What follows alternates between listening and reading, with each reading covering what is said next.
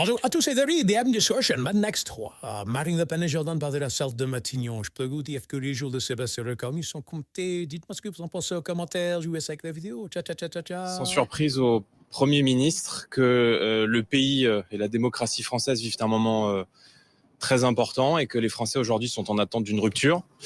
Nous l'avons pris au mot en lui exprimant quels étaient les points de rupture que nous attendions aujourd'hui, à la fois dans le cadre du budget, mais aussi plus largement sur la politique migratoire, la politique sécuritaire, les attentes de nos compatriotes en matière de pouvoir d'achat.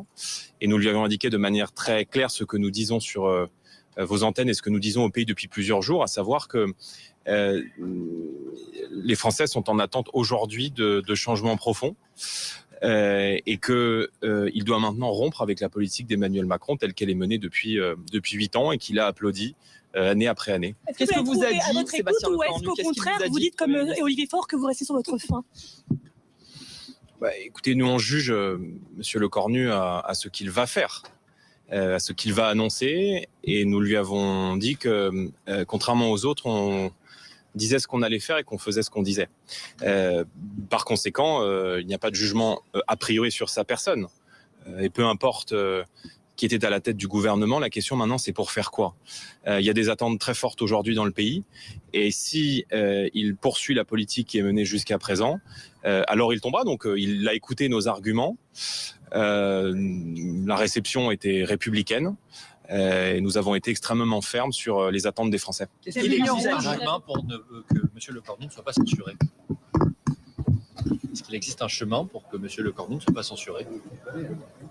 Ou est-ce que vous ne croyez pas au miracle, pour reprendre une expression que vous avez utilisée? C'est un chemin avec une pancarte marquée Rassemblement National dessus. Il existe toujours un chemin. Encore une fois, Sébastien Lecornu a pris la responsabilité, lors de sa première prise de parole, d'évoquer la rupture. À lui de prouver qu'il est véritablement dans une rupture. Une rupture avec qui? Évidemment, une rupture avec la politique macroniste, à tout le moins une rupture avec les axes qui étaient ceux sur le plan budgétaire de ses deux prédécesseurs qui ont été remerciés. Vous voyez, donc on va attendre le budget, et lorsque nous aurons le budget, nous effectuerons, comme d'habitude d'ailleurs, un contre-budget. Nous sommes en général les seuls à le faire, et nous verrons si véritablement il existe des avancées pour les Français, parce que c'est ça notre objectif, c'est que la pression fiscale sur les Français ne s'aggrave pas, c'est que l'injustice fiscale ne s'aggrave pas, c'est qu'un certain nombre de dossiers extrêmement urgents soient traités, notamment le dossier de l'énergie, puisque vous savez que la PPE reste toujours en suspens, et pour de bonnes raisons. Il y a le sujet de nos outre-mer, et notamment de Mayotte, où il y a un problème très essentiel à la suite de chutes d'eau, d'accès à l'eau notamment, pas qu'à Mayotte, mais à Mayotte vraiment plus que partout ailleurs. Et puis le sujet de la sécurité, où nous attendons un changement d'orientation pour que les Français cessent d'avoir en permanence peur du lendemain sur le plan budgétaire et social, et peur physiquement, compte tenu de l'aggravation de la situation sécuritaire dans notre pays. La gauche refuse qu'on reparle d'immigration ces prochains mois. Est-ce qu'il faut en reparler selon vous? Enfin, écoutez, il est totalement grotesque de la part de la gauche de refuser de parler d'un sujet aussi essentiel, aussi important que l'immigration. Je rappelle à la gauche que ses électeurs, une très grande partie de ses électeurs, souhaitent que l'on parle d'immigration.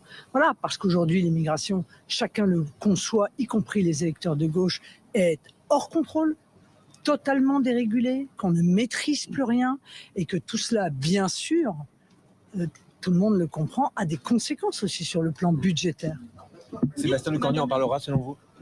J'espère bien qu'il en parlera, parce que si c'est pour avoir un Premier ministre qui joue l'autruche et qui se met la tête dans le sable pour ne pas attaquer à un des sujets qui est essentiel aujourd'hui en France, et perçu comme essentiel par quasi l'intégralité des Français, ce serait, pour le coup, ce serait pas une rupture, là, ce serait vraiment une belle continuité. Madame Le Pen, est-ce que vous l'avez tweeté? Ça veut dire que vous excluez a priori une censure juste après la déclaration de politique générale de Sébastien Lecornu? Nous verrons. C'est pas parce que, vous savez, on n'a pas... ce contre-budget, de toute façon, il est utile. Ça permet de voir quels sont les axes, la différence qui existe entre les axes que nous prenons et les axes qui peuvent potentiellement être proposés. Mais vous pourriez censurer juste après la déclaration. Mais nous verrons ce que nous ferons. Madame Le Pen, est-ce que vous l'avez trouvé flou? Est-ce que vous voyez une grosse différence avec François Bayrou? Sur ses intentions, en tout cas. Pour l'instant, ses intentions restent des intentions. Et moi, je suis trop expérimenté pour m'en contenter. Donc, je vais attendre de juger sur pièce. La gauche réclame un geste de justice fiscale, taxer davantage les plus hautes fortunes, les plus hauts patrimoines. Dans quelle mesure est-ce que cela constitue une ligne rouge ou un go, justement, pour vous?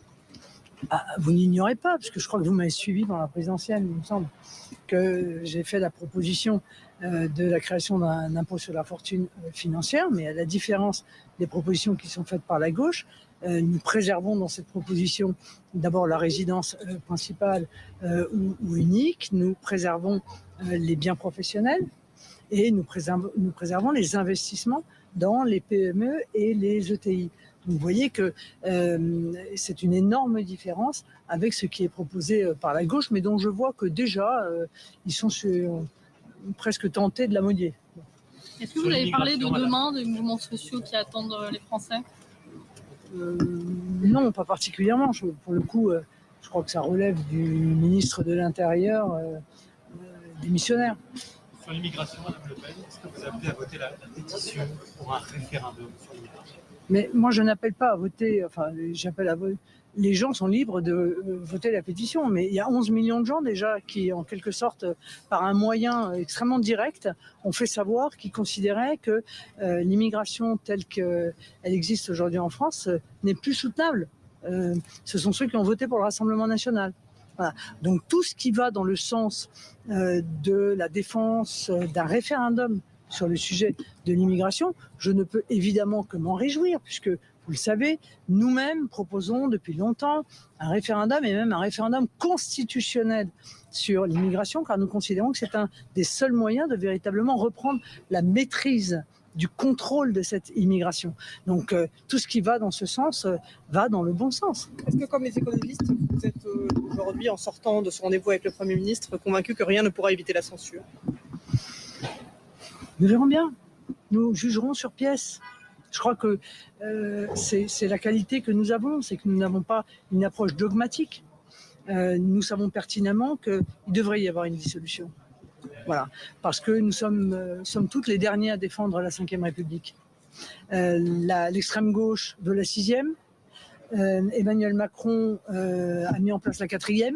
A remis en place la 4e, nous sommes les seuls à défendre la 5e. Dans la 5e, quand on est confronté à une crise telle que celle que nous vivons, eh bien, il y a une seule solution, c'est de revenir aux urnes. Donc nous maintenons qu'il est nécessaire de revenir aux urnes par l'intermédiaire d'une dissolution ou par l'intermédiaire d'une démission du président de la République, si tant est que celui-ci veuille se hisser à la hauteur du général de Gaulle, mais j'en doute. Vous avez dit rupture ou censure? On est plus près de la rupture ou de la censure ce soir? C'est le Premier ministre qui le dira. Ce soir, on est nulle part. Ce soir, on est nulle part. Nous attendons, encore une fois, des annonces, des décisions. Nous attendons un budget pour pouvoir juger si véritablement il y a une rupture ou pas. Et comme l'a rappelé Jordan, s'il n'y a pas de rupture, il y aura censure. Mais au sortir de ces 2 heures de réunion, est-ce que vous pensez pouvoir avoir confiance en Sébastien Lecornu quand vous lui réclamez cette rupture? Je ne vois pas bien pourquoi nous aurions confiance dans quelqu'un qui est ministre depuis 8 ans d'Emmanuel Macron, qui est très proche d'Emmanuel Macron et qui a donc non seulement participé, mais soutenu l'intégralité des politiques qui ont mis le pays dans la situation que nous connaissons.